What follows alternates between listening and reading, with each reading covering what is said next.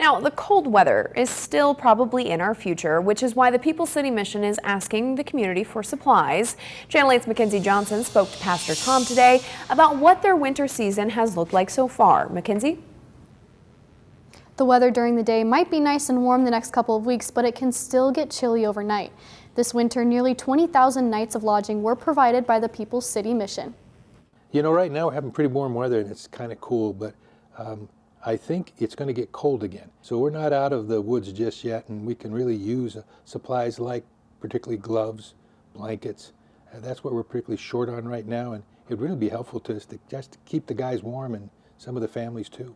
Pastor Tom says the People's City Mission doesn't store items like gloves and blankets because they're handed out pretty quickly. And since November, they've lodged an estimated 90% of Lincoln's homeless population. Barber says they've given out nearly 15,000 nights of lodging to men this winter.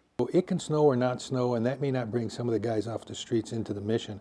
But when it gets cold, the actual weather gets cold, wind chill gets near zero, that starts to bring everybody in. So it's temperature that really changes our paradigm here, more than whether it snows or not.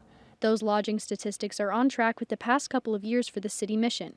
But Pastor Tom says they're starting to see the totals creep up over time. We're seeing the numbers expand a little bit as Lincoln expands, because the bigger we get as a city, the bigger our homeless population is going to get too. And he says though inflation hasn't caused any major disruptions at the mission, they've had to keep a close eye on their budget this winter in particular. We're watching a little bit more carefully because for us, as costs go up with food and everything, you just can take your own budget and expand it by a lot.